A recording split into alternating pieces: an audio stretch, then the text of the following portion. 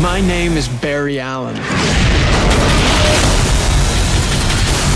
And I am the fastest man alive. Listen to me. There's a war coming. A terrible war. You have failed this city.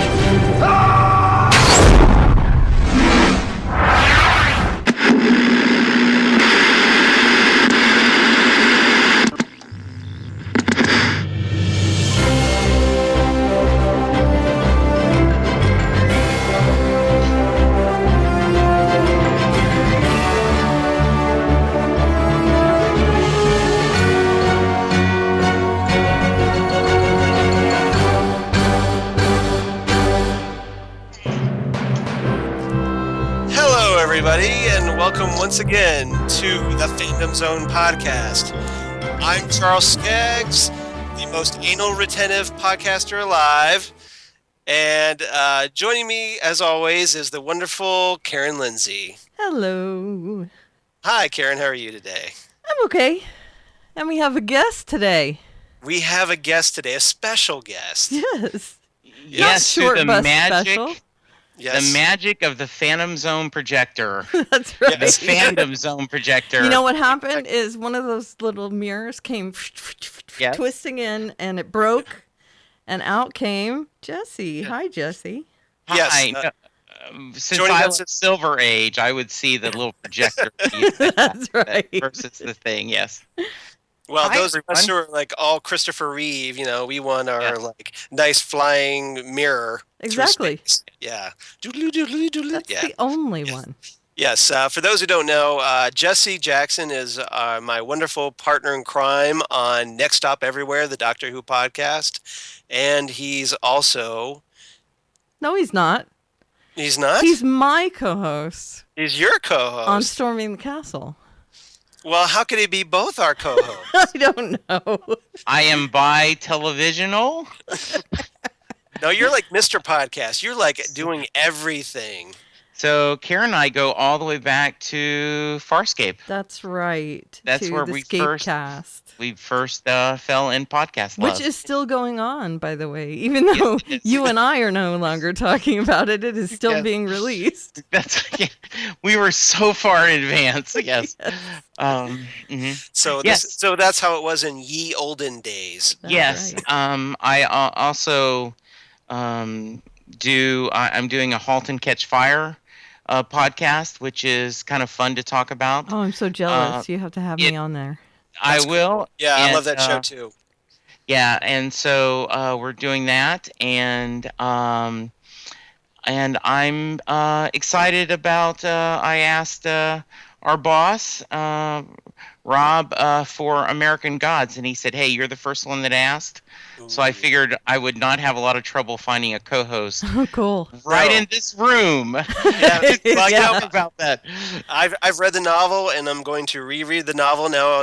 Now that I know that the TV show is getting ready, so Yes, feel free. What a pedigree on that TV show as well. yes, Oh, I yeah. know. Yeah. Yeah, it That should be is good. the book that Neil Gaiman read the first chapter of in front of me. Ooh, nice. Yeah, that was amazing. Yeah. So, podcast mom and podcast partner, what are we talking about today? We are talking about two things. We're talking about the 11th episode of Daredevil, continuing our series on that, and we're going to be talking about the very first episode of Birds of Prey from way back in 2002, going back to the future. The Wayback Back Machine. to the past. Yeah, we're going way back. In the golden age of superhero television. Well, sort of. Sort of. And Sort of.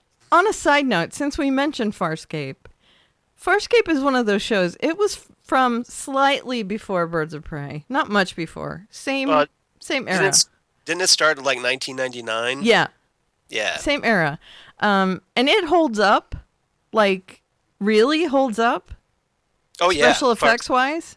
I love Farscape. I've got it on Yeah. Blu-ray, and I love it. Yeah, I can't say Yeah. the same about Birds of Prey.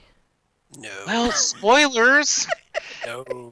I just thought I'd say that right Okay. up front. We appreciate you giving the Farscape love. Yeah. Well, there was probably a reason why it only lasted 13 episodes. Right. Now, mind but- you, it's not a horrible series. No, it it's really not. is not. Because what this was after Smallville became huge for the WB back in 2001, and the WB obviously wanted to cash in a little more on the phenomenon because they were trying to build up. So they decided, hey, let's do something with Batman. Right. But because at the Christopher Nolan movies were about to happen, we were going to get Batman Begins in 2005, I believe. So obviously the rights to using Batman were off, so they decided to go with sidebar characters. In this case, they went with Birds of Prey, Right. which was a very popular comic at the time. Right. So, and it's got great characters. You've got in this series, you've got Dina Meyer as Barbara Gordon, Oracle. You've got Ashley Scott as the Huntress. Mm-hmm. And you have Rachel Scarsden as a version of the Black Canary, although Right. not quite the Black Canary we're Right. used to. Yeah. Just a little bit of difference, which we'll go into. So, everybody excited? Sure. All right. Absolutely. All right. So let's dig in. We start off the series with some nice backstory from none other than Alfred Pennyworth, played by Ian Abercrombie, who is fantastic in the role. I love him as Alfred. He's one of the highlights in this series as far as I'm concerned. Definitely. And Yeah, I agree. an actor with a huge, long list of things to his credit. Yes. Lots of voice work in Mhm. other comic book genre animated features and a lot of one-offs and things. So- And Mr. Pitt from Seinfeld. Correct. Yes. Many appearances as Mr. Pitt in Seinfeld. Yeah. Well played. Mm-hmm. Yeah. Basically, Alfred's, the narration's there to explain the backstory about. We find out that there was like a war between Batman and the Joker, and in this version of Gotham City called New Gotham. We're not quite sure how it took on the name of New Gotham, but it's New Gotham. Right. For some reason. And Batman apparently defeated the Joker in this war because he's Batman. Batman's got to win. Come on. But the Joker, of course, takes revenge by paralyzing his partner Batgirl and, all Killing Joke style. Right. Almost Which like very a much direct- parallels Killing Joke, yeah. Right. And, and then they show the scene of that shooting. And, of course, who voices the Joker in that scene? A younger Mark Hamill. A younger Mark Hamill, fresh Right. off the Batman the Animated Series. That's right. So who better to get as the voice of the Joker than Mark Hamill? That's right. As far as I'm concerned, you've got Kevin Conroy as the definitive Batman voice, and Mark Hamill as the definitive Joker voice. Agreed. How about Absolutely. I so agree with Justin, that. You totally Yeah. agree with that? Yeah. Yeah, I do. I mean, I think that, in a lot of ways, both of those guys have spoiled us on having someone else do that voice. Yes, I agree. I Yeah. agree. And It's so good. You have a hard time picturing anybody else. the guy Yeah. who does the stunt work for the Joker in this episode, we don't see him a lot, Roger Stoneburner. But if you look him up, boy, is he all over the place. He's a writer, a director, an actor, a stunt person. I mean, he is all over the place. And he has played, he plays the body double for the Joker wherever he appears in this show. So just thought I'd let you know. No, that's good because I wasn't familiar with him by name. I So- looked him up. That's all. Well, that's because you're the research goddess. Right. I didn't You're know good. off the top of my head. But I looked him up and I'm like, geez, this guy's in everything. Okay, so the Joker wasn't stopping there. He went ahead and murdered Catwoman, the love of Batman's life, Yep. right there in front of her daughter, Mm-hmm. Helena Kyle. Right. And apparently she's called Helena Kyle instead of Helena Wayne Right. in this because we find out that apparently that Catwoman raised Helena solo. Didn't tell Bruce about her So Bruce has no idea that Helena even existed. So are they doing like a mashup of Damien and... Well, no, this is before Damien even existed. No, I know, but Damien was raised separate from Yeah. his father, so I was Right. just thinking maybe Yeah. taking that backstory a little bit. Yeah, I don't know if Grant Morrison lifted from that or not, I but don't know. it is coincidental. I'll give you that. Yeah. So I think this is one of the things that, and we'll talk it early. I have a lot of affection for this show. I think it's a lot better than people gave it credit for. And when it came out when it was available to buy the series, I did, and I rewatched it, and I certainly recognize its flaws and its issues, but I think its heart was in the right place, and I love the premise, of what they were trying to do. Agreed. I think they were really handcuffed. Yeah. Because, I mean, immediately with Bruce Wayne's background of the way his parents were murdered, I just don't buy that he would abandon a daughter. Agreed.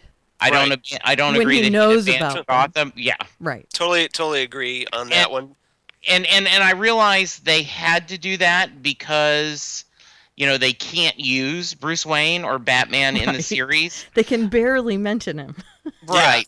So, but I think that's, and I think part of this, and we're going to go way back, is that, Charles and I were a member of an APA back in the Dark Ages when dinosaurs ruled the earth. And An amateur press association. yes, Yeah. Titan Talk. We were big fans of the Teen Titans, and and we had always thought that Oracle would do really well with Dick Grayson, and what they ended up doing later in the comics, right, with the Birds of Prey, of Oracle being kind of the head of the missions, the Charlie, so to speak, and then with Dick being out in the field, and so by having Helena and the kind of quasi Black Canary doing that, it was a great premise, and I think Agreed. that I really was wanting to see that, and so And it was nice having a female-oriented comic book show. yes, This was definitely a groundbreaking show in that regard, Right. because up till now the only female-led show was Wonder Woman back in the Wonder 70s. Woman. Yeah, exactly. So And it was rather cheesy. yeah, yeah. and in this one, and just you kind of talked about it already, Karen, but an amazing cast. Oh, yeah. I mean, Ashley Scott later was Emily and Jericho. Really lovable. I love Dina Mara. Starship Troopers, and then of course Lady Arena from The Mistress Always Spanks Twice. And Yeah. So I think she is incredibly beautiful and a really interesting actress. Mm-hmm. And then I did not realize till I watched this again for the show that I go, look, it's Tasman from Lost Girl. Yep. I'd forgotten that she was in this show. It sure is. And so really, really nice. Yeah, this cast went on to do a lot of really great things. Yes, they did. Yeah, speaking of her, Rachel Scarsden, she's the other character that we get introduced here as well, because she's the third of our leads. Right. And we find out that she's named Dinah Redmond in this continuity. And she's introduced at first as a young girl who has sees visions, and then she grows up and decides, hey, I'm going to go to New Gotham because I want to find out what's going on in these visions. Mm-hmm. So she hops on a bus, and Karen kind of probably knows where I'm going with this, because who does she meet on the bus? Who does she meet on the bus? Jesse Pinkman. Yeah. That's who she, Yes. Jesse Pinkman from Breaking Bad, played by Aaron Paul. Yeah, and Charles is like, I wonder if Karen's going to get that. Duh. Yeah. So I didn't even have to look him up, I was dude. just hoping you wouldn't look. Yeah, okay, so. I recognize him. It's kind of obvious. I recognize Aaron Paul. But But how He great was looks that? like Aaron Paul. I watched the episode this morning, and I'm like, holy crap, Jesse Pinkman's in this episode? Aaron Paul. Yeah, I thought that was really cool. He did look very similar.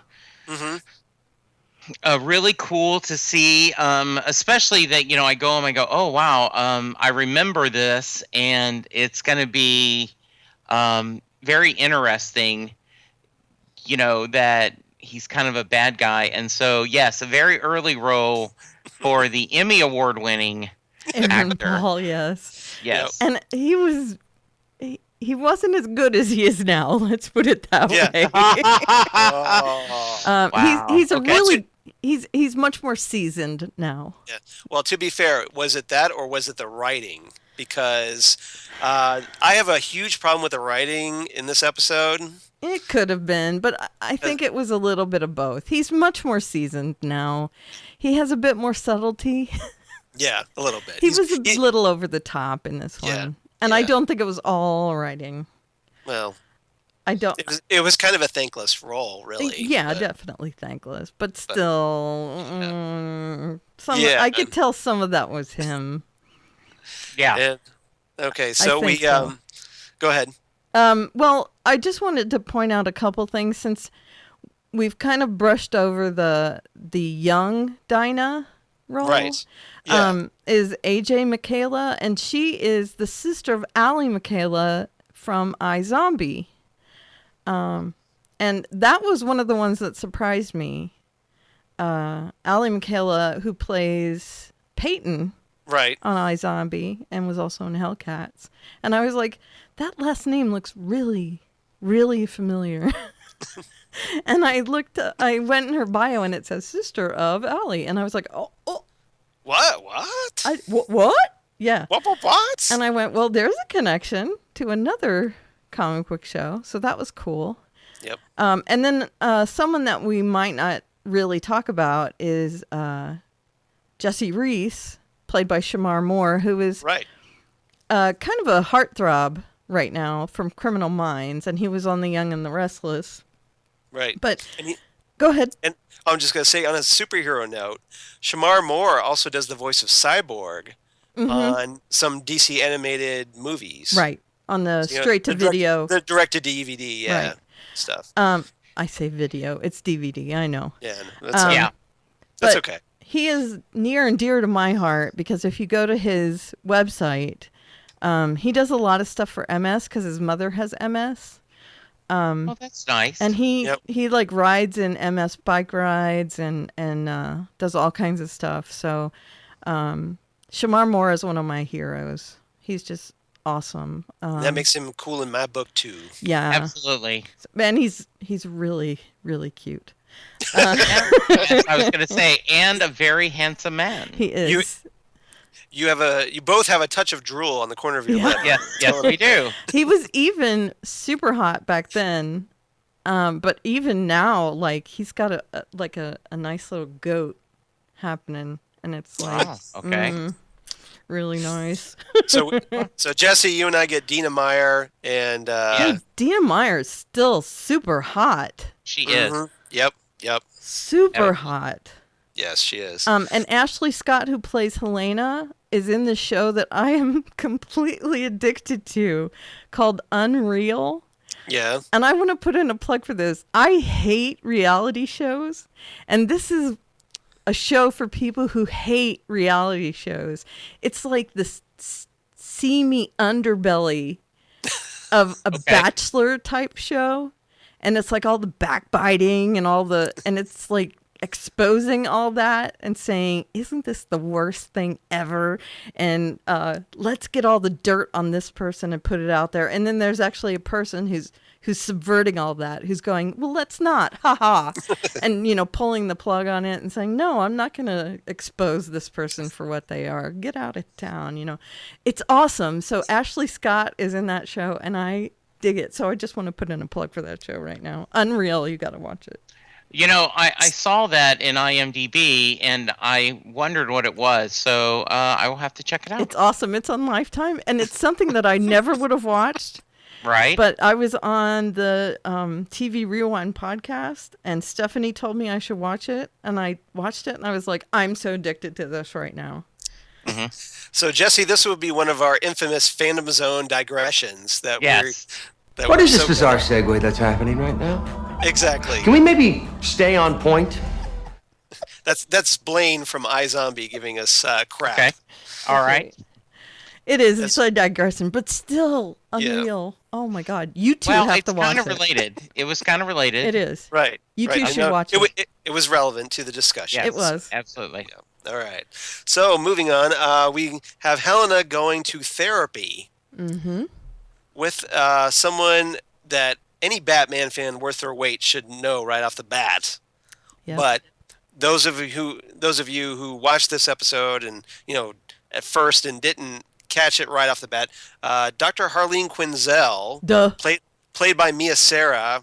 So, if you have no knowledge of Batman at all, you probably don't know that she's Harley Quinn. Come on.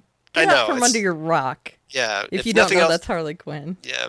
Well, more people will probably know after the Suicide Squad movie comes out. Right.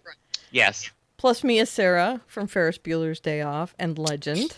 Hello. Yes. Sloane Peterson. Exactly. Oh. Sloane Peterson. We couldn't do his voice because we couldn't think of any words that he said, could we? Yeah. No. You can kiss my big white ass. So yeah, they go to therapy, and then Helen talks about like she was raised by her mother, blah blah blah. Never knew my father, and Bruce never knew that she was her daughter, blah blah blah. Dinah sees this guy jumping in front of a bus. There's like a suicide victim. We don't really care about it much, do we? No. No, we don't. So we'll just move on. Let's see. Dinah ends up going to Jerry's address. Yeah. The guy that played by Aaron Paul. Aaron Paul, yeah. And like at night of all places. Yeah, duh. Yeah, duh. Dinah, you already get by this point. You get the feeling that she's essentially the Wesley Crusher of Birds of Prey. Yes. Well, she was going to go to a party. I mean, that was, that was what they were going to do. Yeah. And she even says, this isn't a very good place for a party. Yeah. And of course, old Jerry. Yeah. It's a party fail, big time. Yeah. Jerry, turns out to be a sexual predator, essentially. He's like, you just wait for like Chris Hansen from Dayline NBC to come out and I would call him the little bad of this episode. Yeah. Not the big bad. He's the little bad. Yeah, he's the tiny little bad because he's like chasing her through the street. He pins her up against a wall, but of course, Huntress comes in. Yeah. Huntress shows up in this really bad costume. Yeah. Now, you don't like the costume?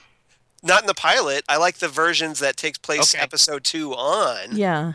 But this pilot version looks like her grandmother's like bathrobe or something. I like the kind of wispiness of the clothes. Yeah, I didn't have a problem with it. Otherwise, yeah. Okay. It's fair to middling. I think the final version that from episode 2 on is it's much better. Would you agree with that? It's better, at least? Okay. Yeah, I would. Yes. Okay. All right, so that's okay. We don't have to agree on everything. That's cool. No. Of course I'm not. good with that. I'm good with that. And then the other thing I noticed with Huntress here is like they gave her, at least in the pilot, thank God they got rid of it during the series, is that she has like these cat eye, she'll blink and then like a cat eye will appear in her eyeball, and then she gets these little like weird cat sound effects like like a wildcat growl every time she does something, and it's like weird. Could that be more cheesy? Right. It's weird. Yeah, I agree with that. Yeah. I don't know what they were thinking that would work. I think that was a cool idea, but thankfully they dumped it. Yeah. Yes. Because it definitely would not happen. No, not at all. Yeah. Dinah takes you out recognized of the show. Yeah, just a wee bit. A little distracting. Dinah recognizes the Huntress from her visions, grabs her hand, learns about the clock tower. So, hey, look, I can get into the clock tower now. Isn't that awesome? Yeah, Arrow. the vision. Yeah, the vision things were a little strange, and it was a little confusing. Like, okay, what is her power? They talk about the metahuman a little bit later in the episode, where I'm like, is she has a dead zone party, power? Yeah. John and Smith, where she touches people and see things. Yeah. That was just a little odd. I'm not saying they didn't make it work, but I agree with you guys, a little, just not quite what you wanted. Yeah, I'm trying to figure out why they went this route. The only thing I could think of is they didn't want two fighters on the show. Yeah. That they didn't. So they wanted a them brain to be power. right. Yeah. Exactly. They wanted to make Dinah more unique, Right. but it also makes her way more lame.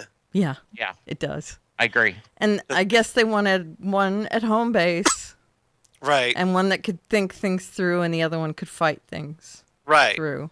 But Or like if they needed somebody to figure out something to puzzle.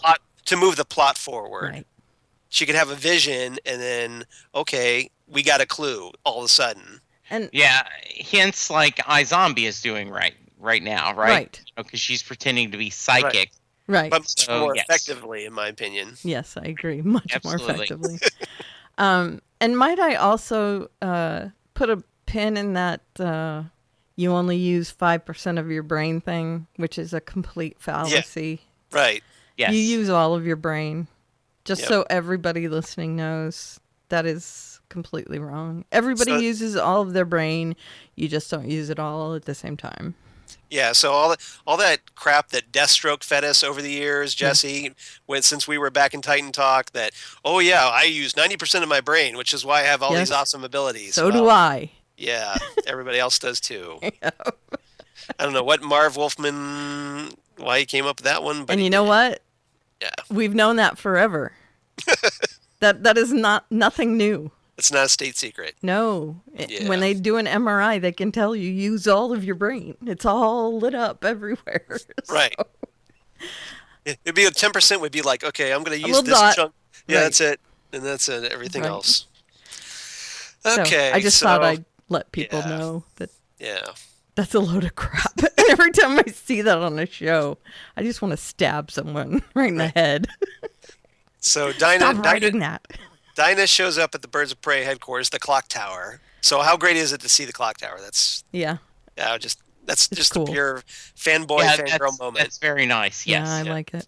They did that right, at least. That's And they got Oracle's house. Oracle's hangout, her crib. Yep. And Dinah shows up, and Huntress immediately knocks her out. She wakes up, and then she's like, "Well, I've got these powers, and I can see stuff and visions and dreams and stuff. So Can you keep me? Yeah, basically, he's like, oh, by the way, I'm a runaway, and I got so, no place to go. Yeah, Yeah. she's like, take me in. And I kept waiting for the you pick up strays comment. You Yeah. know? So. So Oracle runs some test on her on like some interesting little helmet thingy, and it's the worst Photoshop job ever of a picture of a brain that's completely flat right. over her head. But still, I get the analogy. Yeah, I mean, it's just supposed to say, oh, like we did some tests. Oh, by the way, you're a metahuman. Oh, what's a metahuman? Flash. Yeah, pretty much.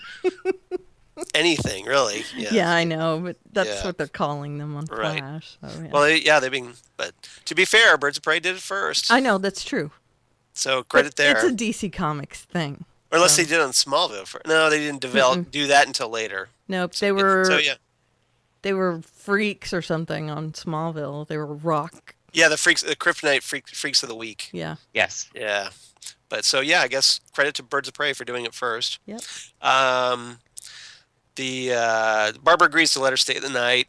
Then so she wakes up the next morning, and Alfred's there, so we can introduce Alfred.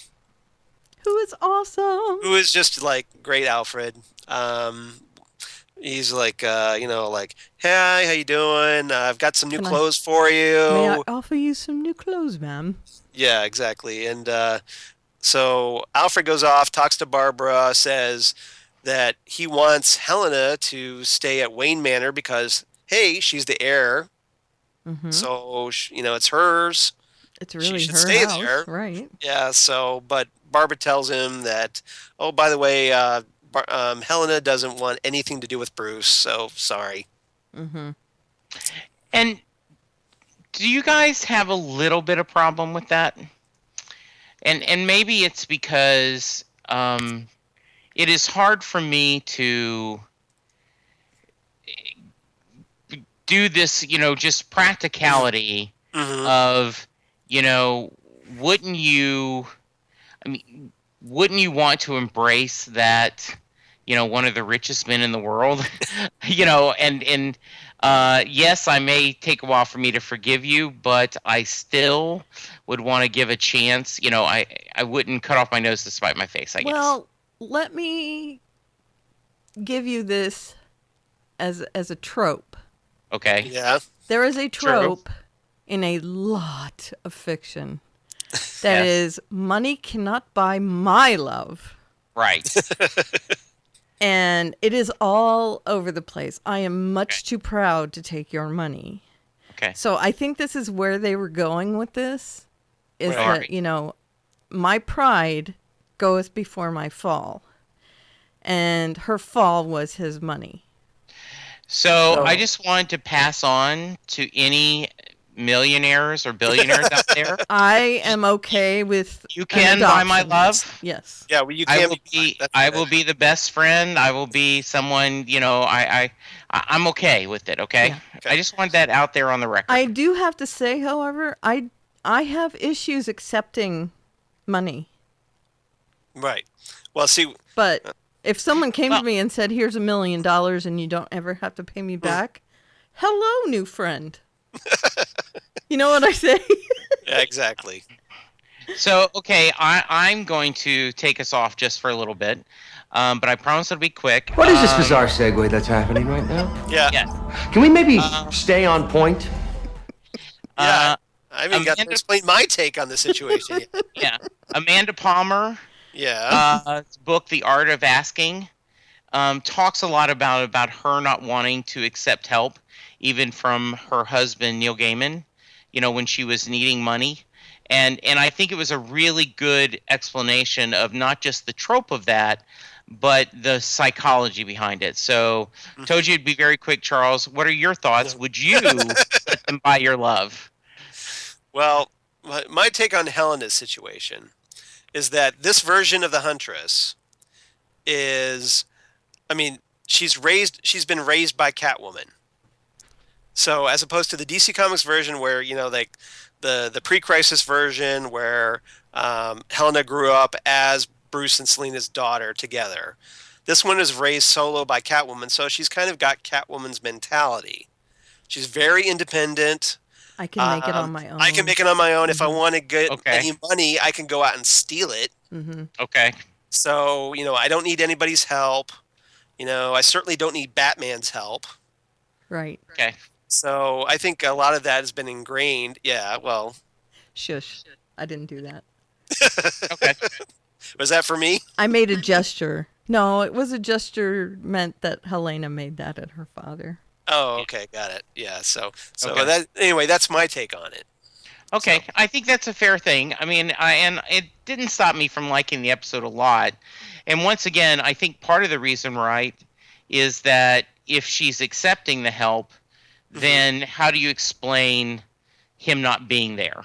Right. So you Plus, solve if two she's problems. if she's accepting the help, that's her forgiving him Right. in her Right. mind, Right. and she doesn't want to do that. So, Yeah. and again, it's a trope because it's a trope. It's not always feasible. It's not always Yeah. Absolutely. true. Yeah, it's used for dramatic effect, Right. or just And to in this kinda- case, I can see the mentality behind it to a certain degree. but I can also see where Alfred is coming from. Yeah. So Well, Yeah. Alfred's probably lonely at Wayne Manor. Sure. He's probably there all by himself going, rattling around. "Okay, I'm bored. Yeah. Yes. What, you want me to Absolutely. want me to come over and bring some clothes for this this new girl? Okay, I'm on my way. Bye." I've And- already read all the books.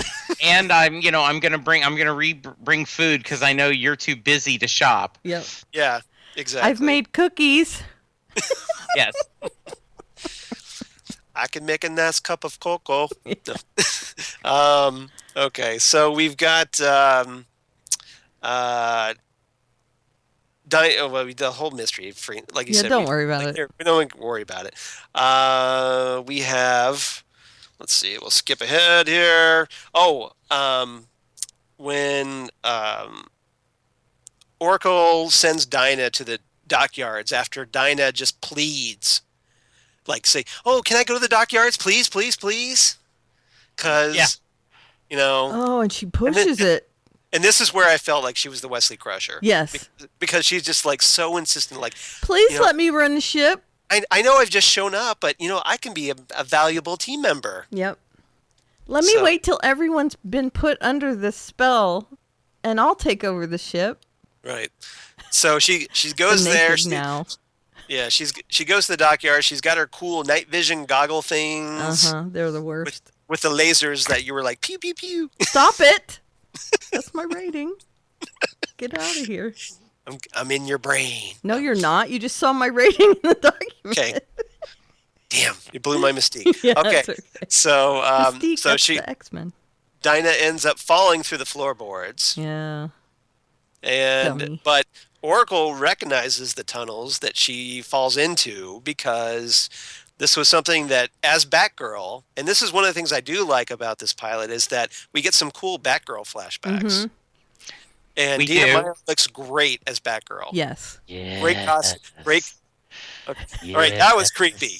Okay, sorry. I know what you said earlier, but that was creepy. Yeah, see, Charles and I were talking, and I can't remember. Who was it we were talking about? Dina Meyer in Starship Troopers. Dina Meyer and Starship Troopers in the shower scene, and he went like this, and he rubbed his hands together, and I went, "Oh, that's creepy, Charles." But That's yeah. way creepier than that. No, I think you're a tie, because A tie. this is pretty creepy.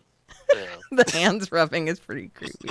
But yeah, no, she looks great in that cat suit. Yeah. Absolutely.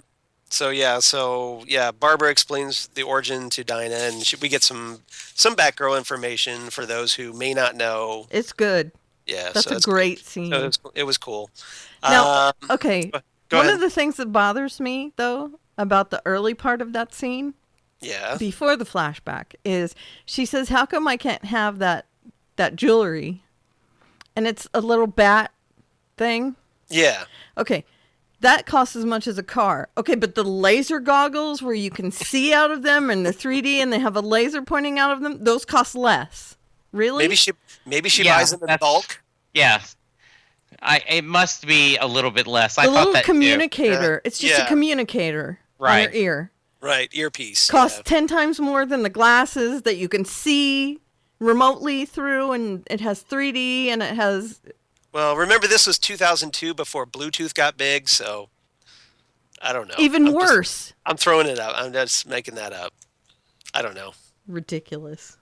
Yeah, I there's thought that was fairly ridiculous. Here, these glasses that do everything cost a lot less than a car, but this little earring that she can only hear me through costs 1,000,000 times more than that. Okay, so Oracle finally figures out that this guy named Ketterly is the killer Right. through all this. She and Dinah rush right over to where Ketterly's house, where the Huntress is, and they find that she's under Ketterly's control. Right, in this weird Yeah, like mind control thing. Yeah, she's kind of like in a trance. otherworldly thing. And she has a knife and she's ready to like plunge it like just below her throat, Right, right above her rib cage. right. Harry Carey. Yeah, exactly. So Her sternum. of course, we've got Dinah stepping in to save the day by entering Helena's mind. Right. Because It's like- she can do that. It's a good thing I've Yeah. got these mind powers to face this mind villain. It's going to be the what is it? The power of the day. Yeah, yeah. So Whatever needs to be done, she's So going to be they- able to do it. So they enter, Helena's mind, and Barbara, because it's like a mindscape version, she gets to walk around. She's decked out as Batgirl again, looking all badass. Yes. Oh, I'm sorry. Okay, creepy. I thought I had my That has to I top had- you now. that. Yeah, I thought I had my headset on mute. Excuse you me. did not. It's okay. I cougar over things. I mean, how Well, yeah, you had Shamar Moore, so Yeah. just picture Yeah. Shamar Moore. exactly? Okay. Yes, Okay. See, we're all tied now. we're all disturbed, Yeah. aren't we? Yes, we are. Disturbing. Disturbing, yeah. So yeah, they snap Helena out of it. Yeah, thank you for the porn music. All right. Oh yeah. They snap Helena out of the trance. Helena saves Barbara, stabs Ketterly in the mindscape, and then they all like, oh, everything's good. But they pop out. Ketterly's in a trance now. So what are we gonna do with this like guy going? Blah, blah, blah, blah, blah, blah, blah. I guess we'll ship him off to Arkham Asylum. Yep. And they do. Because they haven't built the cells under Star Lab yet. Right. Yeah. Yeah. Yes. Now, Ketterly is played by Chris Ellis, and if you look him up, he's been in everything as well, and it's mostly one-shots. But he has been in a lot of things. Yes. And then the other detective in the show, Detective McNally, and mind you, he didn't have a big part in this, No. but Right. his He's essentially Detective Reese's partner. That's Right. it. That's all he does. However, he is Brent Sexton, and he has become a lot bigger since then. He was in Deadwood, and he was also Props in there. Justified. So, and also in everything. But he is quite recognizable now. So I Yeah. just wanted to give props to those two actors. And I think that's one of those, both of them are those, that guy, Right. those kind of No, faces. Brent Yeah. Sexton is known for playing like police guys a lot of Yes. the time. On both of those shows, he was policeman. And Chris Ellis is usually a heavy. Yeah. So they both kind of typecast in this role. I really liked Brent in Justified. He was good in the first season of The Killing, and then I gave up on The Killing. Yeah. But yeah, he I was in The and I Killing. liked him in Life. I thought, Yeah. he's As much as you could like anything in life, right? It was one of those shows that was kind of borderline for me. Okay. I did For not me, watch at it, least. so I will take both your words for it. Yeah. He was good in it, though. Yeah. The now the Arkham Asylum business that gives us the opportunity to have Harley Quinn, Dr. Harleen Quinzel, Yep. show up and say hi to the guy who for some reason is being kept in this like big like cage, like elaborate cage. They're I don't know trying why. to set a tone, that's all. Exactly. Like it was Yeah. this, yeah. So anyway, she They're goes making inside. it very gothic. It's like when it's like an oversized booth, like where you get money when it's all Right, fan spinning around. That is what it looked like. Yes. It is so- exactly what it looked like. Like something like that. So like she goes into the money booth Right. and she has words with the guy, and she gets to because she's all alone now. She gets to reveal to everyone that has no clue who Batman or anything about Batman that, oh, by the way, I'm the big bad Right. The big, of big yeah. bad. of season 1, She's which the huge bad. is the only season. Right. But yeah, she's the big bad Harley Quinn, and so she knocks the dude out and is like, haha, I'm the big bad. Yep. That's- Yeah, she talks about being, a psychopath and, and she'll have to come up with another plan. So it was an interesting idea that, the Huntress in her civilian guys is talking to the villain, and so you had a little bit of tension of, she's going to screw up, she's going to start trusting her and share something, Right. which is the absolutely worst thing to do. Yeah, pretty much. So finally we had the final scene of Barbara saying, "Okay, Dinah, you've proven yourself. You can stay as long as you go to school and you practice with those circular batarangs that And you're stay off apparently drugs. And yeah, don't do drugs. Drugs are bad. Drugs are bad. And the okay? battering, she's terrible at those. Yeah, it's like there's like a stack of cans that's maybe 6 feet away from her. Yeah. She can't hit it with the She frisbee. would hit them. Wouldn't she? And I'm trying to figure out, like, these batarangs. Okay, why are they circular? Yeah, they're frisbees. They don't look like bats. No. They So, have a they're pattern on batarangs. them, but They're like bird- they're throwing stars. no, they're but, not. They're round. Yeah, I they're know, round. but I'm like they're round throwing They're stars. bottle throwing caps. discs. Yeah. Huh? They're bottle caps. They're flattened bottle caps. That's what they look like to me. Okay. Because they have a weird edge on them. Yeah. They're like, well, it's almost like a circular buzzsaw. Yeah. Without really jagged edges. Yeah. They're kind of, I don't know. They're weird. But that kind of segues into Daredevil, but I'm not going to talk about that just yet. Yeah, stop it. Yeah, But, Okay, so what's our grades? uh, Shall we let our I'll- guest go first? Yeah, let our guest go first. It's a good idea. So I am going to give it 8 alphanumeric pagers. What's a yes. pager? Well, Yeah. exactly. That was funny, and I resisted making a comment of that when we were talking about when Barbara meets, the new school counselor, Yeah. and she gets a page, and I said, "Hey, that's it," because I was explaining to, and here we go, play the sound effect again, Charles, because I'm going off. I don't have it. I don't What have is it. this bizarre Karen, segue that's happening yeah. right now? Yeah. Yeah, it's me.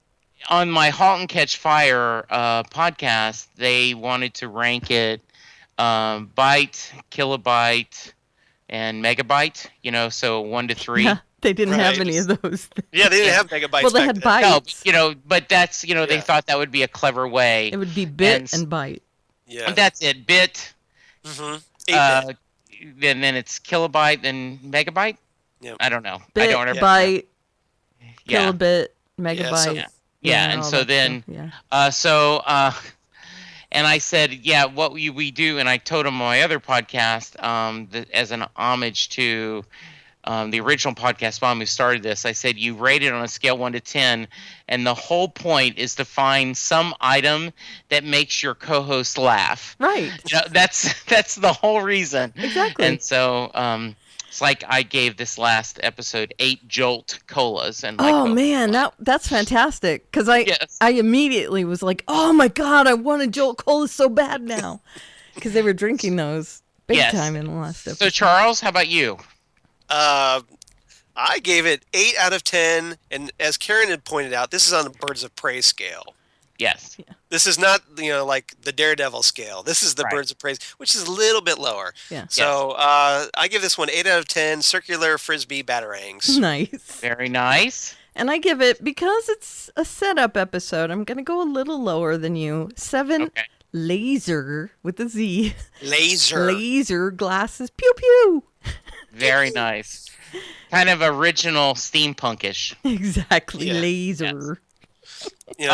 She was steampunk before it was cool. Yes. So she's a hipster. Exactly. She's a Yeah. hipster steampunk person. I think if they could have gotten a full season, I also think if they could have done this after a few other comic book shows had come around Yeah. and gotten a little Yeah. better showing, I think the premise itself is good. Yeah. Right. And I think that there's a lot of data you can mine, but I think this is the same thing. And I stick with Gotham. I'm watching it, Yeah, me but too. there is sometimes when you're set in Gotham hmm and you can't do Bruce Yeah. Wayne or Batman, you're kind of already You're fighting with one handcuffed. hand. Yeah. You Yeah. are. See, that was going to be my next question about whether the two of you compare this a lot to Gotham, because the You way can't. I mean, I mean, just because that Gotham is more sophisticated production, or is it just that because Gotham has that kind of cheesy element too, Yeah, but it's 10 years apart, right? and you're talking about characters that are in a different universe.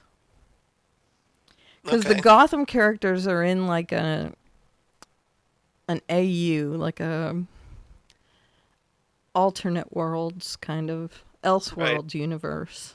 But do you see the Gotham making Yeah. any kind of the same mistakes that Birds of Prey made in execution? I would agree that there is a little bit of that. That, you wonder if, um, Well, I think the whole fish thing fizzled real bad. Yeah, I think so too. Yeah. Really bad. That was a huge mistake. And now I would like to see with fish gone how much more successful it will be. yeah, And Right. I would like them also to narrow down the bad guys. Stop. I mean, I don't mind them introducing bad guys. That's fine. But Right. stop just bringing in. Introduce 3 or 4. Let us play with them for a while, Right. And then stop. and then once they start getting old, Right. and we're bored of them, then move on to a Right. different villain. Because we've Yeah. got Ivy still. We've got Catwoman. They've completely forgotten about Ivy. yeah. Yeah. She was in like 2 episodes. Right. The whole episode. Like she's in the pilot. Let's and then watch she's her like grow up. episode 6 or something. And then we never see her again. Right. I'd like to see her grow up. Yeah. And I think it would be a really good for Gotham to find its own villains. I realize that they That want aren't to be in the fish. Bat universe, yeah, but and have a little more, try to build their own path, so to speak. Right. I think would be very interesting. As long as they do it right, because Yes. Fish was just a terrible experiment. But Right. there is something really cool about seeing the villains we know and love develop, because they really 2 of the huge successes that I see on the show and that made me really excited were the Penguin and the Riddler. Right. Yeah. Huge successes. I was so excited to see that. I agree. And then Bruce Wayne, right at the end, made me really hyped up. Because, he finds the Batcave and he's got his little group right there at the end. So, I mean, those are 3 high points for me. So if they keep on that path, I'm good. But, on the other hand of that, there's Fish. And I hate to keep harping on Fish, but she was just terrible. She Yeah. needed to go. Yeah. Yeah, I think they were trying to go with a female crime lord, and hey, wouldn't that be cool? But it didn't But work. but they didn't handle it right. No, it was bad. Yeah. Badly written. Okay. All right. So next, we're gonna talk about Daredevil. Let's do. Yay! The Path of the Righteous, and that's like the Ezekiel 25:17 from Pulp Fiction. That's right. The path of the righteous man is beset on All sides, but except that's not really the yeah, quote. yeah, I know exactly. But you're close. by the evilness of whatever. Blah, blah, You're blah. close. They Yeah. were not on Yeah. in Pulp Fiction. Right. It's not your fault at all. So So all due respect to Samuel L. Jackson. Yeah. All right. So we're following up on last week's episode where poor Vanessa was poisoned with champagne and bad champagne apparently. And Fisk is like bringing her to the ER, and he's all like, "You gotta take care of her," and like he wants to. He's all hands on. He's like, "I gotta go back there," and even then the nurse, to her credit, this little tiny nurse is standing up to big pink kingpin guy, going, "Nope, sorry, you can't go back there." Mm-hmm. And I don't care who you are. And he's playing the "Don't you know who I am" card, which I thought was like, you actually played that card. Yeah. It's the worst, right? So I forgave him because he's so worried about her. Right. And he is not used to having people tell him no. I think this really, again, shows how good of a friend Wesley is, and how vital he was to Williams. Kind of, I mean, he truly was his chief of staff. Yeah. He was Leo to President Bartlett, and I don't know, in y'all's discussion, because I haven't caught every episode, but I just have loved Blasphemy. Wesley. Yeah, I know. Wesley is just truly one of my favorite characters. Yeah. And I just loved how neat he was, and which is one of the reasons why I'm glad you guys picked this episode. But spoilers, right? Yeah, we'll get into that just a bit. There's no spoilers, except for we're trying not to go too far ahead because I'm only watching one episode a week. Right. Yeah. I have not seen past this one. Okay, but you did see this one. Yeah, oh, of course. All right. Okay, so you know what happens. Yes. All right. So Leland the owl Owsley, well, sort of the owl, wants to know, like, he doesn't care about Vanessa at all. Just wants to know when Fisk is coming back. Yeah. It's like, hey, we got money to make. Come on, Man, let's go. Dollar he signs. is the worst in this episode. Yeah, he is. Should I be checked? I drank too. Yeah. Hey, should someone be looking at me? I touched a champagne glass. Shouldn't I be checked out? Yeah, exactly. I was there. Should someone look at me? And he just says it like five times. All panicked. Right. Like, trying like to tell everybody he knows, like, hey, I was there. I could have, like, I might have been poisoned too, but right. like, so. And finally, after like the third time or the fourth time, someone says, "We'll get you looked at." Yeah, just to shut him up, probably. Right. Yeah. So Wesley, however, thinks, he's talking to Leland. He's pretty convinced that, hey, yeah, this is kind of an assassination attempt. This wasn't anything directed at Vanessa. So why don't you go speak with Madame Gao, see what she has to say about it? And he's like, really? Okay. Mm-hmm. So he goes off after, making a big fuss about it because it's Leland. Yeah. Yeah, and I thought it was really, once again, it shows how Wesley is going, okay, there's not much we can do here. We need to circle the wagons. We need to figure out what's going on. Information is what's vital here. Right. And so I'm stepping up and but he's not doing an Alexander Haig. He truly is trying to do his job. Alexander Haig. Yeah. And for those who don't know. Yes. For those of you under the age of 50, Alexander Haig. When President Reagan was shot and barely grazed with a bullet, Alexander Haig bravely stepped into the role and decided he would take over as president when Reagan really didn't need him to. That's funny. Yes. Are you saying I'm showing my age? Just as I celebrate my 56th birthday last week. No, I'm in my 40s and I remember, so don't worry about it. Very nice. Although I did live here then in the DC area, so. Don't feel bad, Jesse. I'm 10 years younger, but I caught that reference. Very nice. Well, see, I have faith in y'all's audience. It's true. I do. We have a very intelligent audience. Yes, we do. It's true. However, I did explain it, so even if they didn't know, they have learned something new today. That's right. Exactly. And I kind of felt like that was since we're in the fandom zone, that was kind of a footnote. Yes. And it's an editor's note. Yes. Alexander Haig was. Yes. And that's Haig for those of you that want to look into that story. See? And this is where the NBC, the more you know sign flashes across the screen in rainbow. That's right. Yes. The more you know. I thought about that also, and I was like, oh, I wish I had that. One day we'll get that. Yeah. So Karen goes to Matt. Karen. Karen. We're making fun of Matt's cell phone that says, the person's name. Yeah. Okay. Only Karen, really, because that's my name. Foggy. No, I like Foggy. I mean, he goes, Foggy. Okay, that's fine. But I only say Karen because it's my name. Yeah, exactly. So we kind of need that soundbite too. I know. I got to pull that one. Yeah. Goes to Matt's, finds out that, guess what? Matt wasn't in a car accident because, well, hey, he's got this big ass hole in his door. Yeah. the bedroom door. Yeah. And his place is trashed. And something that amused me was that, like, first thing Matt does is like, "Hey, you want a beer?" Yeah, that was really All casual, really like. depends on Yeah. your day. Yep. And she's like, it's like 8 in the morning or whatever, and it's like it's Whatever. morning. No, I don't want a beer. Yeah. No. Okay. And so And he she has says something one. really wry too, like, "Well, you don't look too good," or something like that. Yeah.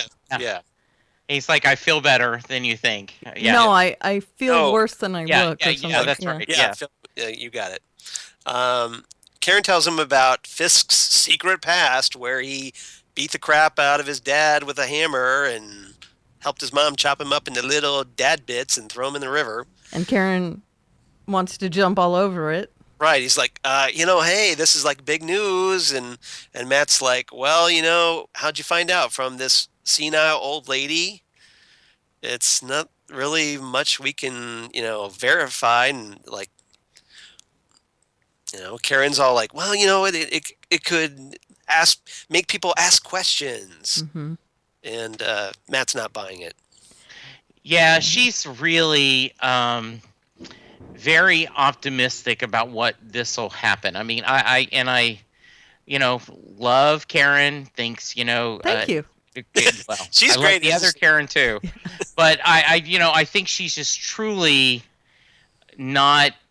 She's being very optimistic. She's right? very naive about this. Yes. Yes.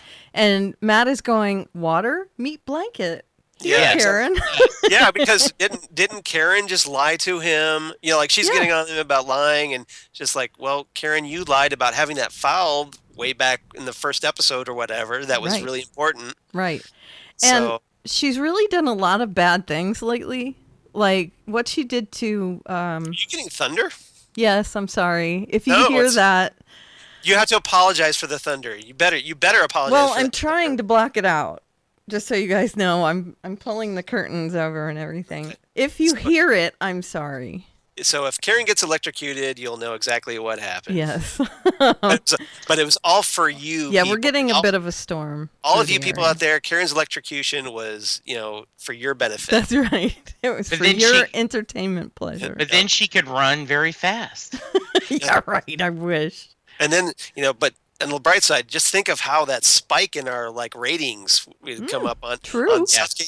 SouthgateMediaGroup.com. That's that- true. Exactly. just right through the roof on Yeah, that one. I already so, have curly hair, so so Karen's ready to take one for the team. That's I will. awesome. Yeah, that's true. Mhm. I live on the top floor. It's gonna hit me. I'm kidding. I know if you are. If you need to bail, I'm still bail. smiling. No, I'm fine. Okay. Just It's you not need to- that close. All right. It's just loud. Okay. Oh, now other Karen. Now On the you- show, Karen. Yes. Yeah. Daredevil Karen. That's me Um, still. Yeah. 'Cause, I got she lightning. does go ahead and give Matt a wonderful balloon with a monkey on it. What is that about? I tried to figure this out. I was like, all right, he's blind, right? He's not going to see the monkey. It's got a monkey on it, and then she Yes. walks out, and he's just sitting there like, He's holding the balloon like, "What the hell do I do with this?" So just Isn't to that tell kind you, of what he looks like? yes. yeah, he's just like, well, I've got a balloon. That's something. So yeah, years ago we I got my had beer, I got my balloon. I'm good. years ago we had a lady we worked with at my previous company, and she was kind of the night supervisor, and she was going to retire for medical reasons because she was slowly losing her eyesight. So she had reached the point where she was almost legally blind. And so they sent me and a guy named Sam to go pick up, some chips and a party tray and everything. And they said, get a card. So here's Sam and I looking at the cards, and we're looking for the good luck. Here we're going.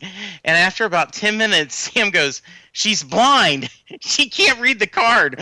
Why are we spending so much time picking the card out? And I went, yeah, good point. And so we just picked one and went.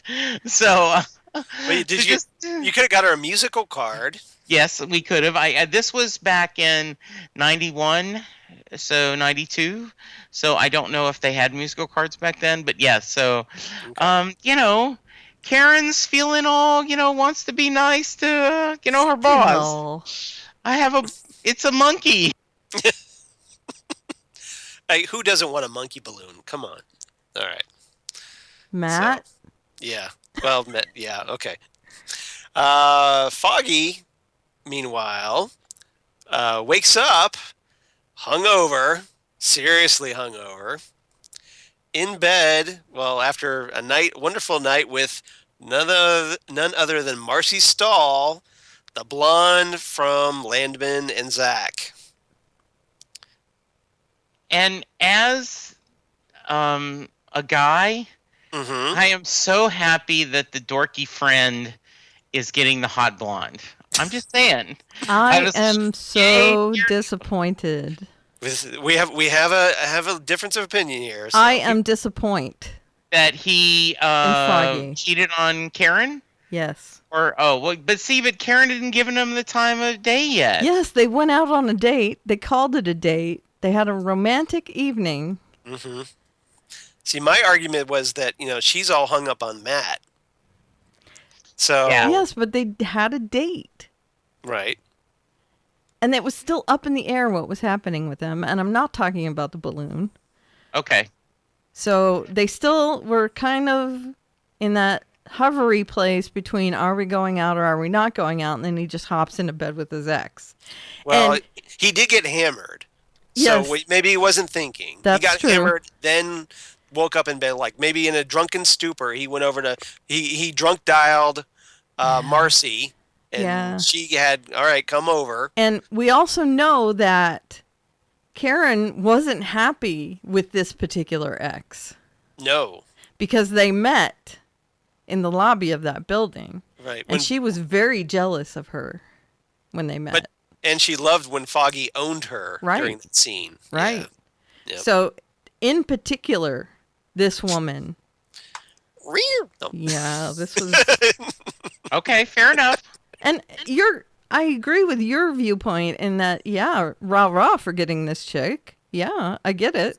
And she's way out of his league. Yeah, I definitely agree that it was his mind that won her over, other than anything else. But to be fair, Karen's way out of Foggy's league. Yeah. Too. I agree. Right. Yeah. Okay. Okay. All right. So, all right. Well, so we reached a nice little detente here. That's good. All right. Good. So I don't know if I'll be on next week, but I'm going to hang a lantern that you guys discuss this again after the next week episode. Shush.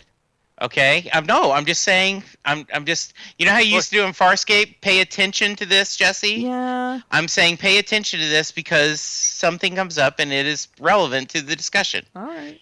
And then you'll go, aha, I know now what Jesse was saying. Okay. Okay? She did this all the time we watched Farscape. I did. And it would make me insane. She's smiling at me. It would make you insane. Yes, but well, she you're knows... making me insane right now. Right, yes. You guys are like an old married couple, I swear. Yeah. That is one of the nicest compliments you've ever given me. So, I love the podcast, Mom. All right. And not hearing much in response. Interestingly. No, I love all you guys. I'm just teasing. I'm kidding. I have many podcast husbands. Okay. Oh, I can see. I'm just throwing it there the generic. Okay. You know that Lou is my main podcast husband because yes. I've been with him the longest. Yes. Moving on, Leland reports back to Wesley about his meeting with Madame Gao. And I just love this line that he says. She said she was deeply saddened and quoted a fortune cookie or some mystical shit. Yeah. Yeah. I just love that. I don't know what she said. It was all in Chinese. Yeah, exactly. Yeah. It's like, like he's hastily making this up in his head. Like, oh, yeah. Yeah. So. Mm-hmm. I don't know what the F she said. It was all in Chinese. Exactly. Some mystical shit. Yeah. Claire goes to Matt's, and Claire shows up at Matt's and also turns down his spectacular beer offer.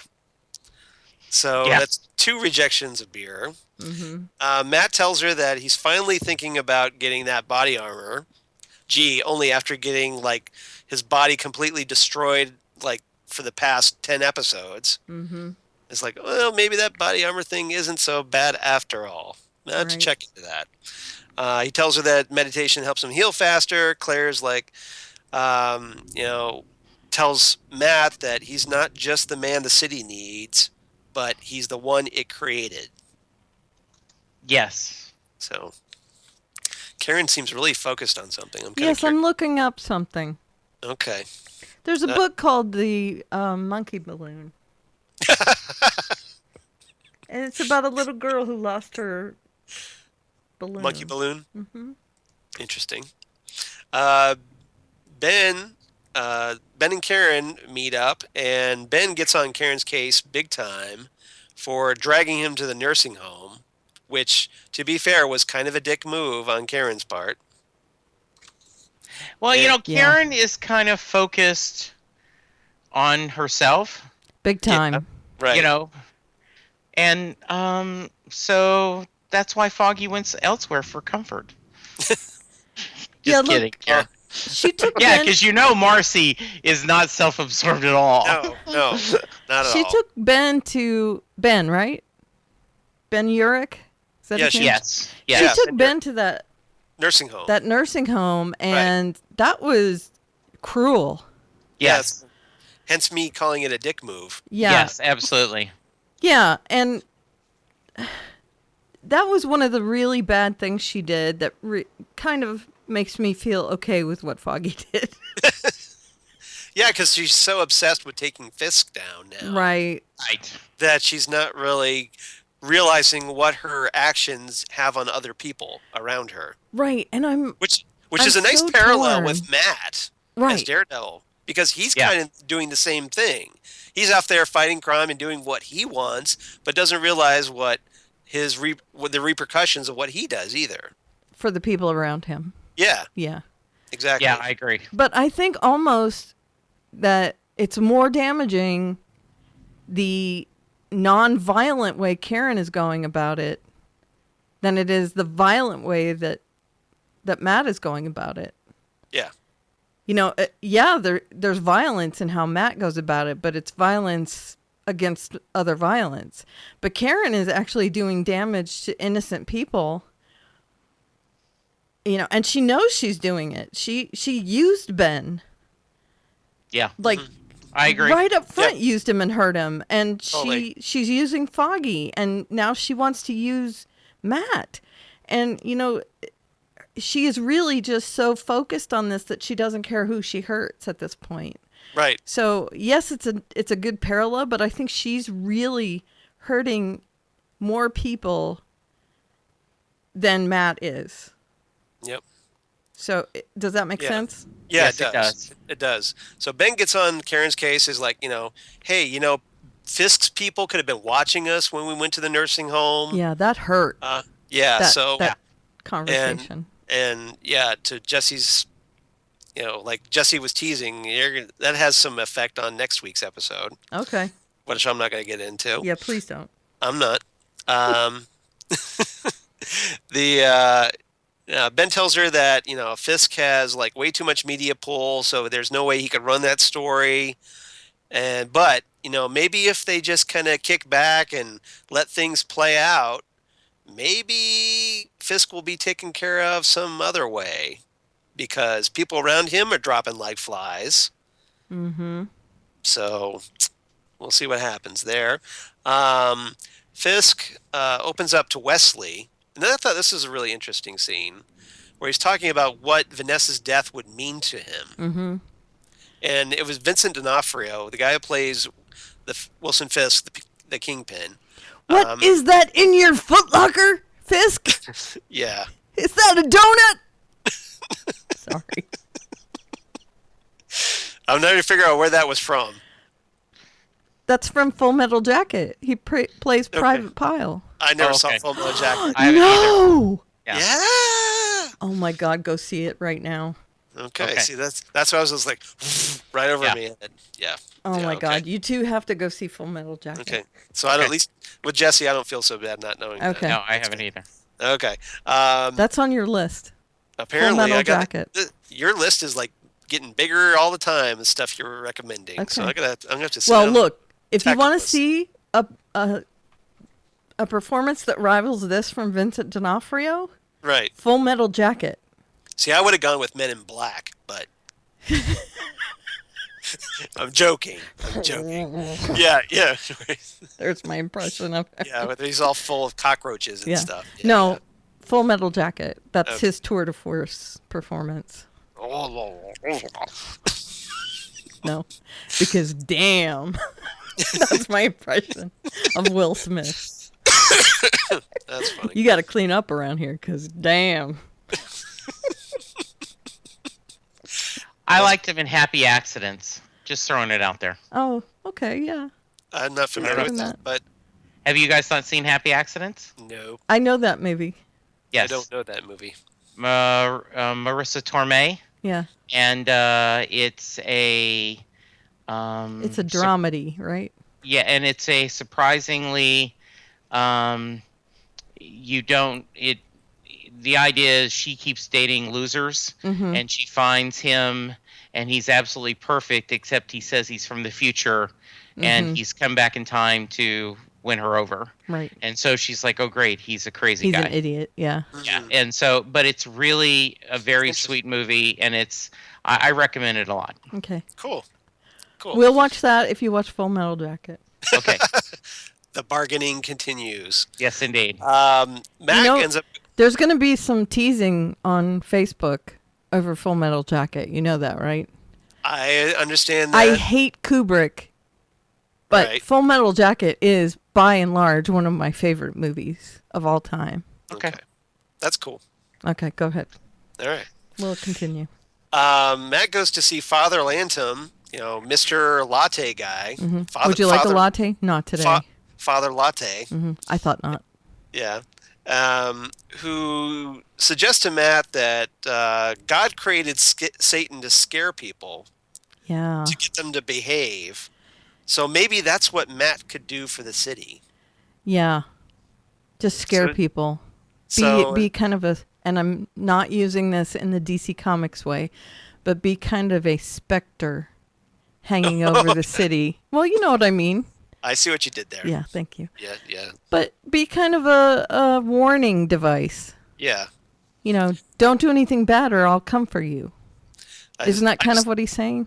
Yeah, I just kind of pictured like a version of the whole Frank Miller Batman Year One, like flashing through my head, going where Matt's sitting there going, "Yes, Father, I shall become a devil." Like Daredevil in his Daredevil outfit, but with a green hoodie on?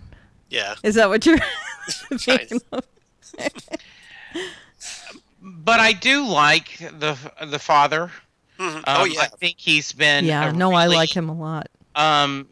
It is Father Latham.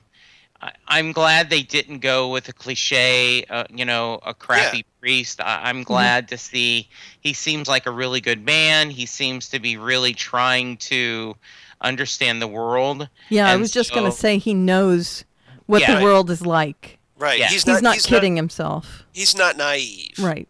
No, and I think, he he's not stupid. knows. Right, he knows what Matt's trying to do. Right. Yeah, Matt comes right out and asks him, you Yeah, know he says, who I "You know what I'm am. doing?" Yeah, you know what I'm doing, right? Yeah. Yeah. He goes, "Yeah, I kind of know. And he I'm not goes, stupid." well, even if I don't know exactly, I do kind of yeah. know Exactly. what Yeah. you're doing. Legally, I don't know. Right. Wink. Nudge, Wink, wink. nudge, nudge. Say no more. Right. Yeah, Exactly. but Yeah, I love his character on this show. yeah, I think it's good, and it also gives the writers the opportunity to play around with Matt's Catholic background and his guilt, Right. which I like because that's the kind of thing that kind of sets Matt apart from Batman Right. as Yeah. a character. His Yeah, religion. I agree. Yeah. Yeah, it's His morality. Yeah, exactly. And okay, so we got Matt ends up going to track down Melvin Potter, the gladiator. Okay, this is a crazy man. Yes. Well, he's a simple guy, Yes. and he's Okay. he's like a gentle giant kind of guy. Yeah. Okay. Where I will hug him and pet him and call Yeah. him George. exactly. Yes. Even though he could just beat the crap out of stuff. Right. Yes. Yeah. Yeah, Melvin's a very simple guy. Fisk won't hurt me. Yeah, well, And he'll hurt the people he loves. Right. yeah, Right. yeah, because we find that he ends up like first they fight. Matt and Melvin end up in a fight, and which was cool for Daredevil fans because they kind of tease the Gladiator, who Melvin Potter becomes in Right. Daredevil. His little cool circular buzzsaw blades that he wears on his forearms. They kind of had that going, so it's a little fan service, which I liked. He wears that yellow wife beater in the Right. comics. But as the fight winds down, Melvin starts crying and he's talking about how Fisk, made him do this because he threatened to be like to mess with this woman named Betsy, Mm-hmm. who Melvin cares for. Mm-hmm. And this is kind of a reference to this woman named Betsy. I can't remember her last name, but she ends in the comics. She's Melvin's psychiatrist, and then she ends up marrying him, and then divorcing him. But so I'm kind of guessing it's the same character. So yeah, woman. So Matt says, "Okay, well, all right, we'll get Fisk out of Betsy's life if you do me a solid and you make me Betsy Beatty. Yes, thank you. You're welcome. This is why she's the research goddess, folks. And I did look that up, just so you know. She's awesome. So yeah, he says, okay, I want you to make me a symbol. We're not gonna say what it is, but it's like, it's a little cooler sounding than, hey, why don't you make me a costume? Right. And what he really means is make me into a symbol. Yes. Yeah. Correct? Right. Yeah, Exactly. I kind of got that. Well, So. Yeah. That's the whole point. Yeah. But it's like, I'm not a dummy. I get where he's going with that. yeah, it's kind of obvious. No, I don't think you're accusing me of being a dummy. No. I'm just saying I get the underlying tone of that. I don't want just a costume or armor. symbol. I want a symbol. Dun dun dun. Yeah. Yeah, basically. Word gets back to Wesley that Karen and Ben decided to pay Kingpin's mom a visit, Duh. which is like, of course it was going to get back. Yeah. Yes. I've been watching Community, so the doy. Because they say that a lot on Community. The doy. So Wesley ends up kidnapping Karen, and here's where it gets real quick. Yeah. Because he drugs her, brings her to, I guess, his party basement somewhere. Yeah. Because, A room with the card table. Yeah, exactly. I'm like all these bad guys like gotta have their own little private party basements where you can. Yeah. Okay. So That's his poker room. Yeah. So Wesley tells Karen that, okay, all this stuff that's happened is because you didn't stop what you were doing. Yep. It's all your fault. Yep. And pretty much confirms everything. Yeah. Yeah. Yes, right he out. to her. does. Yeah. Right out. Yeah, we're the bad guy. You're right. Yeah. Exactly. That's right. We bad. But we you bad. only are going to know this for a couple minutes because I'm going to shoot you right in the face. I am going to kill you, and you are going to die. Right. Because I am going to kill you. Right.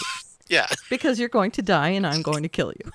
Exactly. And this is circular logic because Exactly. I'm going to kill you and you're going to You're die. going to die. Wesley ends up offering her a job as a spokesperson for Fisk's Yeah.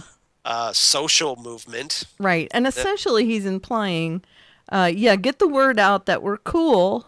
Yeah. And then as soon as you're not useful anymore, Right. we're Well, still going you to know, kill you and you're going to die. And here's the thing: you can do this, or we're going to kill everybody you care about, right. and then And then we'll kill you. then we're going to kill you. Right. Yes. You can help us and then we'll kill you. Or you don't have to help us and we'll kill everyone you love and then we'll kill you. So Everybody got that? either way, you're going to die. Yes. Absolutely. So you might as well help us and save all the people you love. Right. Because they're going to die. Right. Yeah. Not that anyone will believe you, but yeah. So this is Wesley's big plan. shut up, Wesley. Yeah, shut up, Wesley.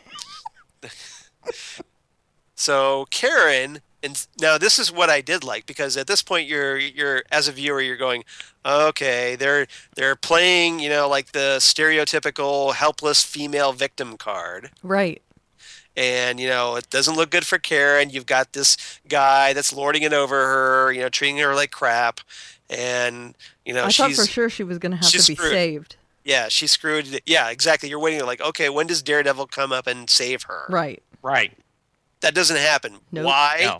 Because Karen saves herself. Yep.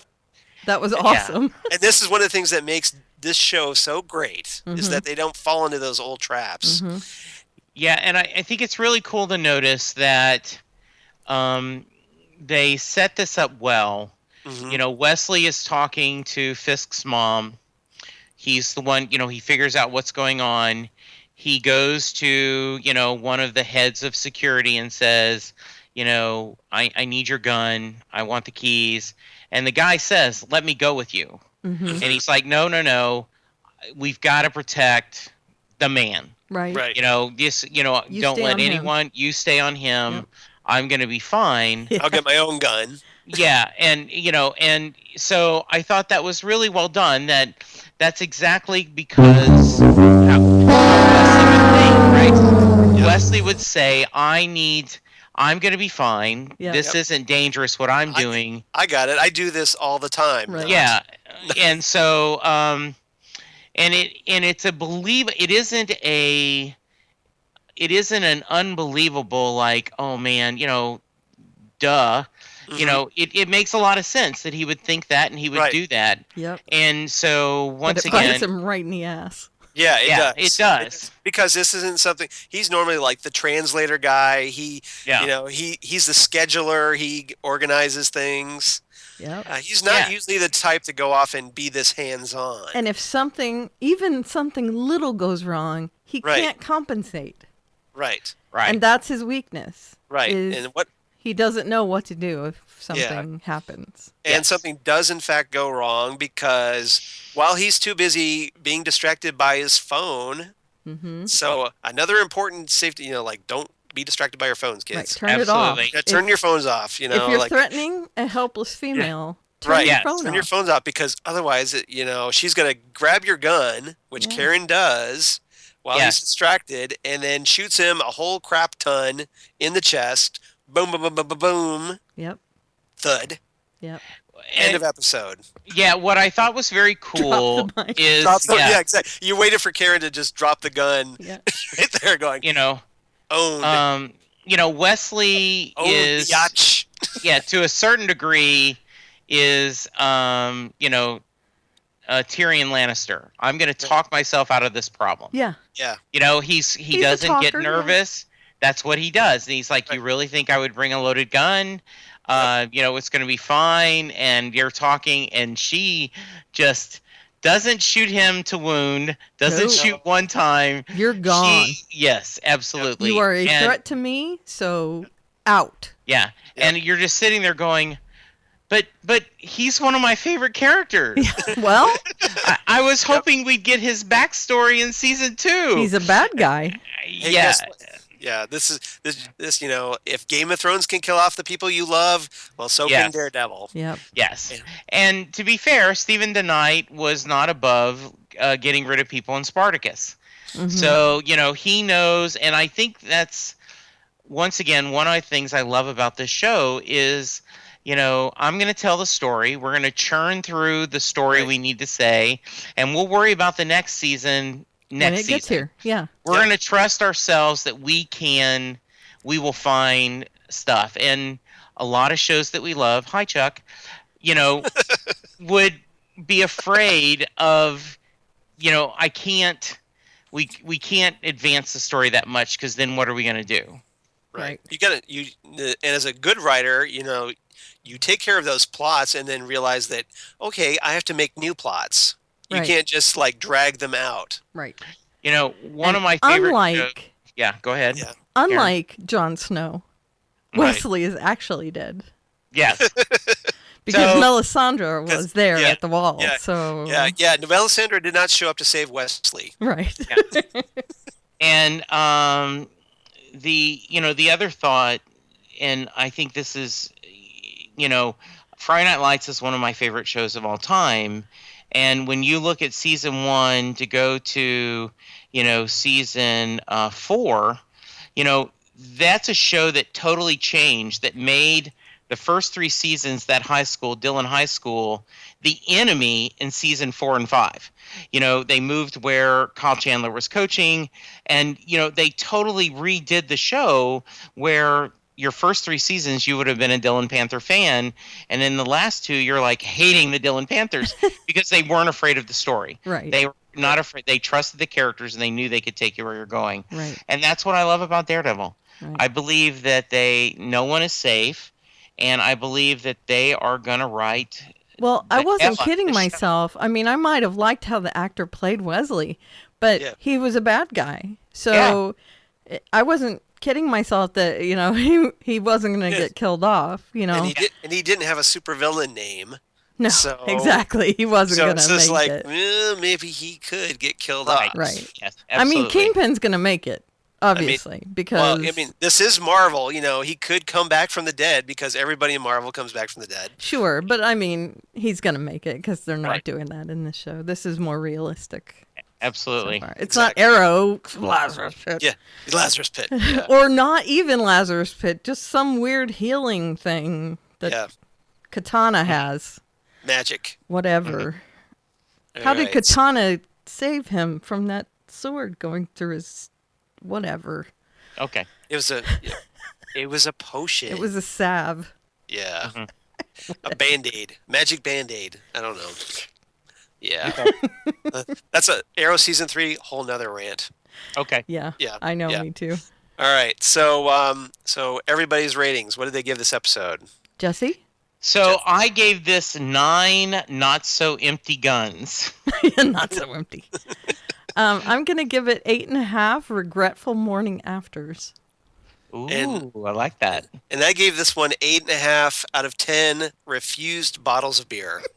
4 neglected bottles of beer. It's 5 o'clock somewhere. Yeah, That's exactly. right. Yes. Or 8 o'clock in the morning, No, depending on... I'm assuming that Wesley is really dead. Yes. Okay. That's a good assumption. Okay, Yes, because he that- looked really dead. Yeah. Yeah. He wasn't Yeah. mostly dead. He was all dead. Yeah. Yeah. And he is not smart enough to wear body armor.